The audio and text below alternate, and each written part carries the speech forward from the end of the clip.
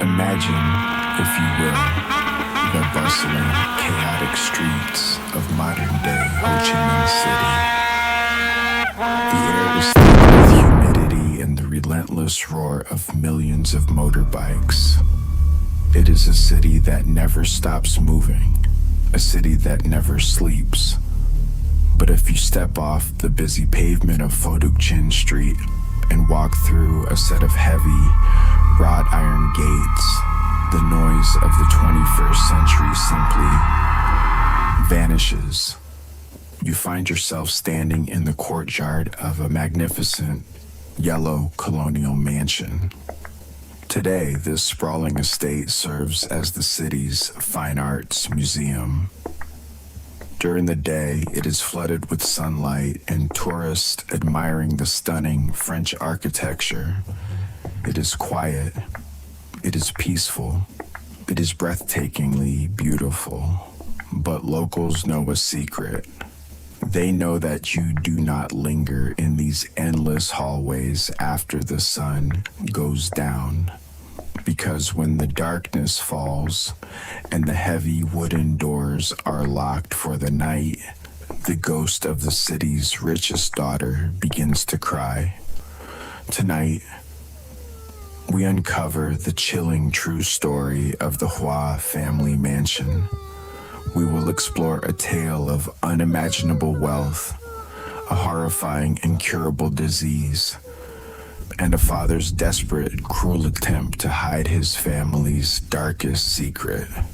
So, lock your doors, turn off the lights, and prepare yourself for the legend of the ghost of the Hua family. To truly understand the tragedy of the ghost, we must first understand the absolute power of her father. We must travel back in time to the late 19th century. Vietnam was under French colonial rule, and Saigon was rapidly transforming into the Pearl of the Far East.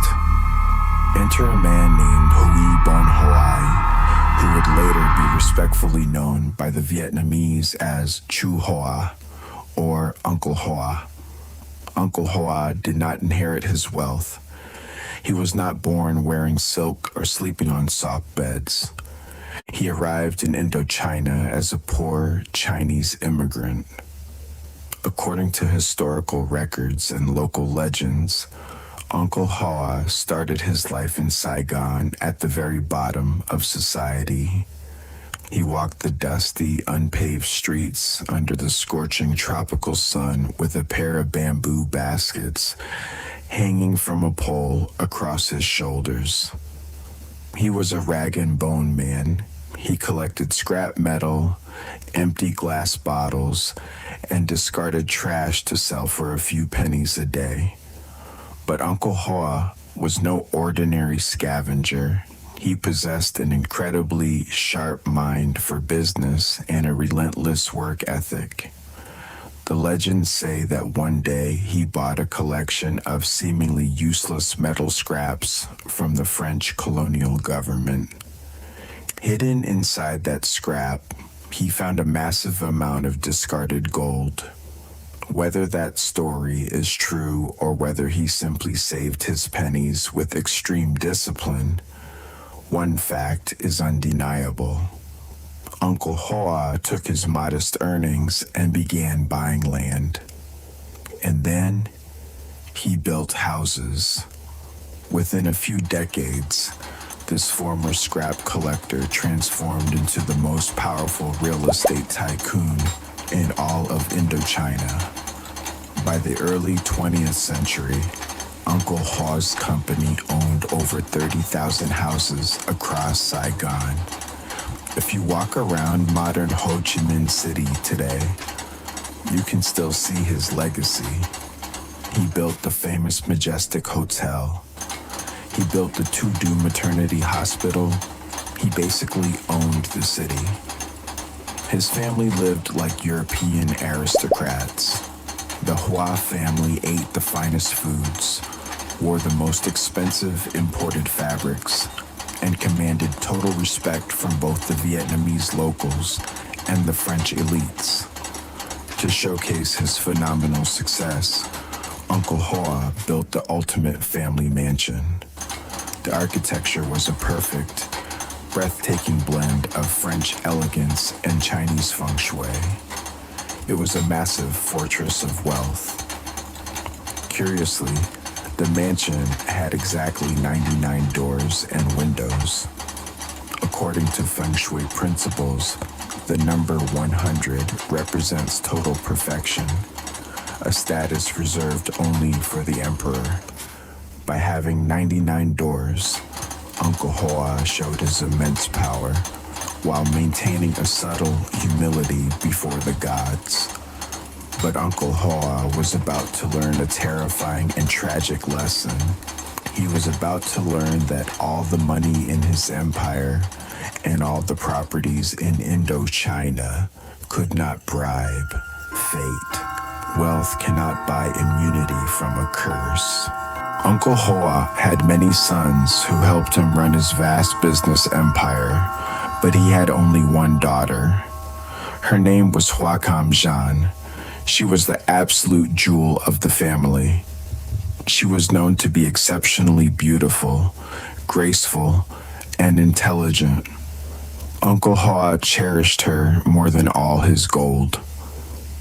As she entered her teenage years, many prominent families in Saigon hoped to arrange a marriage with her. Her future was brighter than the sun.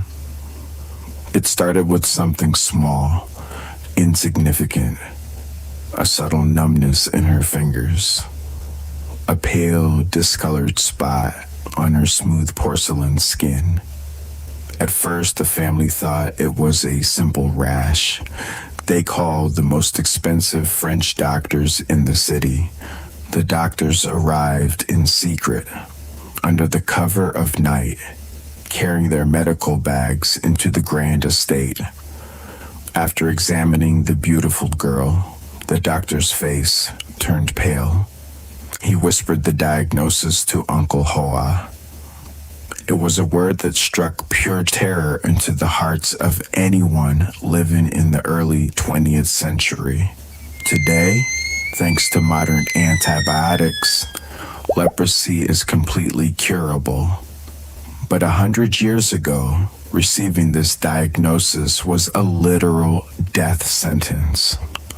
The terror of leprosy was not just about the physical pain. It was a disease that systematically destroyed a human being. It would slowly eat away at the skin, causing horrifying sores and lumps.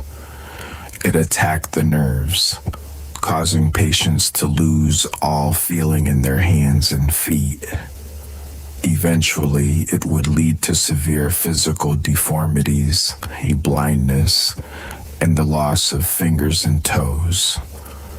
But the physical destruction was nothing compared to the social destruction. In the 1920s, medical science did not fully understand how the disease spread. Society viewed leprosy not just as a sickness, but as a divine curse, a punishment from the gods for past sins. The stigma was absolute. The law required victims to be immediately reported to the authorities. They were forcibly ripped away from their families, stripped of their humanity, and banished to isolated leper colonies deep in the mountains or on remote islands. There, they were left to rot away and die, forgotten by the world. Uncle Hoa was a billionaire. He was the most powerful man in Saigon. But he stared at his beautiful, weeping daughter and realized a horrifying truth. If the public found out about her disease, his business empire would collapse in scandal. His family would be ruined, and his precious daughter would be dragged away to die in a muddy, isolated camp. He had to protect her. And he had to protect the Hua family name. To do both, he made a decision that was born out of love, but executed with unimaginable cruelty. At the very top of the massive 99-door mansion, there was a secluded room. It was away from the eyes of the servants, away from the guests in the grand ballrooms below, and away from the vibrant life of Saigon. Uncle Ho ordered the windows of this room to be reinforced with thick iron bars. Heavy steel padlocks were installed on the outside of the solid wooden door. And inside this dark, airless room, he placed his beloved daughter. She was completely confined. She was not a criminal, but she was given a life sentence in a golden prison. Imagine the psychological torture.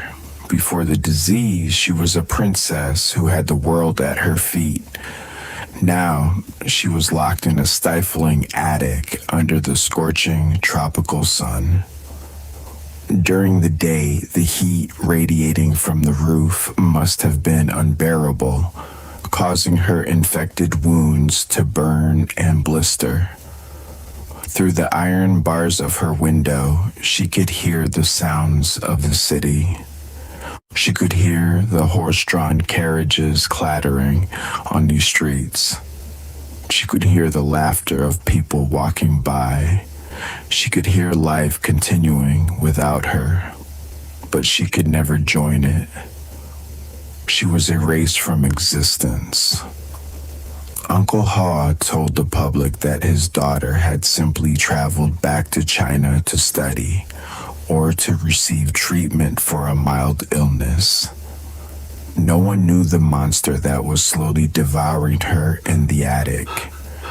To keep her alive, Uncle Ho ordered his most trusted servants to deliver food, but they were strictly forbidden from unlocking the door.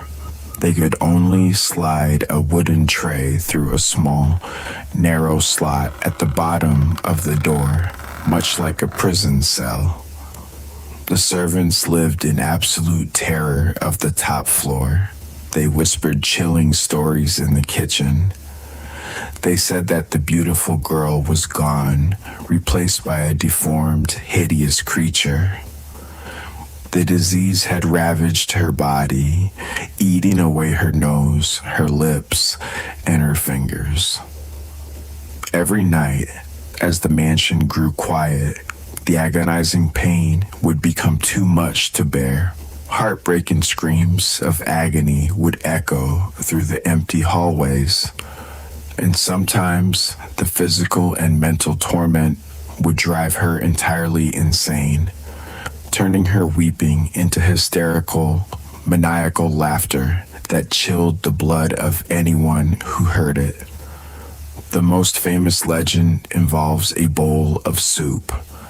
Every day, the servants would slide a steaming bowl of pho or bun bao, Vietnamese beef noodle soup, through the slot.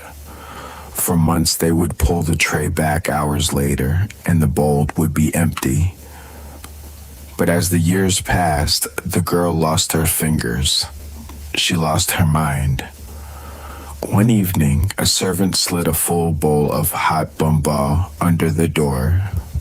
When they returned to collect the tray the next morning, the bowl was only half empty.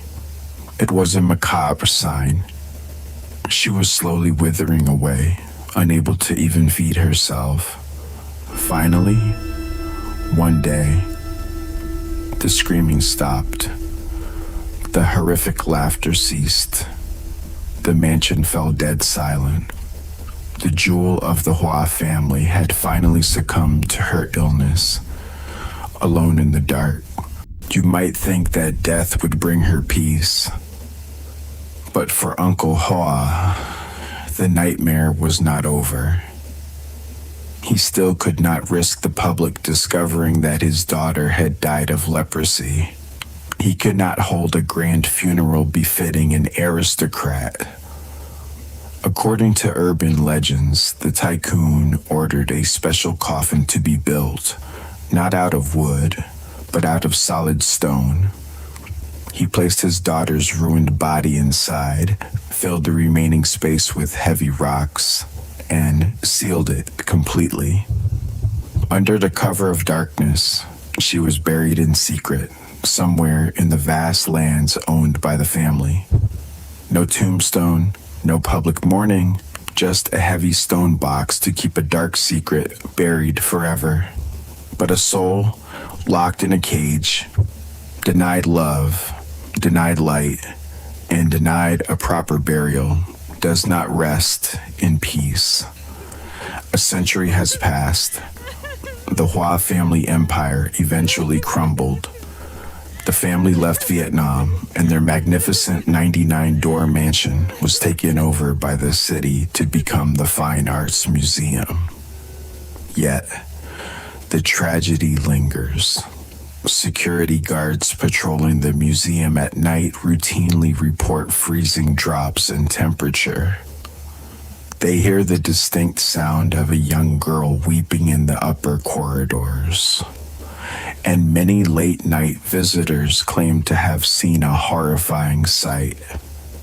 The white silhouette of a woman wandering aimlessly through the endless hallways, drifting through closed doors, eternally searching for the freedom she was denied in life. She is the ghost of the Hua family, and she is still waiting in the dark. Before you go to sleep tonight, let's review the advanced English vocabulary from this tragic story. Understanding these words will help you master C1 and C2 level English.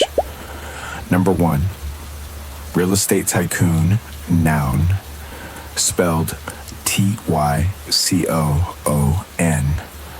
A tycoon is a person who is very successful and powerful in business. A real estate tycoon makes their immense wealth by owning and building properties. Example, Uncle Hoa went from a poor immigrant to the biggest real estate tycoon in Saigon. Number 2, aristocrat, noun, spelled aristocrat. An aristocrat is a member of the highest social class, often holding a noble title and immense privilege. Example, with their massive fortune, the Hua family lived with the luxury of European aristocrats. Number 3, leprosy, noun, spelled Leprosy, an infectious disease that severely damages the skin, flesh, and nerves, causing deformities. In the past, people with leprosy were heavily stigmatized. Example, the diagnosis was a death sentence. The beautiful daughter had contracted leprosy. Number 4, confined, adjective, spelled Confined. To be confined means to be restricted to a small, enclosed space. Unable to leave. Example, to hide the secret, the sick girl was confined to a locked room at the top of the mansion for the rest of her life. Now, it is your turn. Your homework for tonight is to use the word confined in a sentence. Have you ever felt confined in a situation, a job, or a relationship? Let me know in the comments below.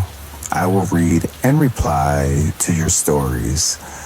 If you enjoyed this terrifying journey into Vietnamese folklore, please hit the like button and subscribe to the channel. Turn off the lights, turn up the volume, and I will see you in the next mystery. Good night.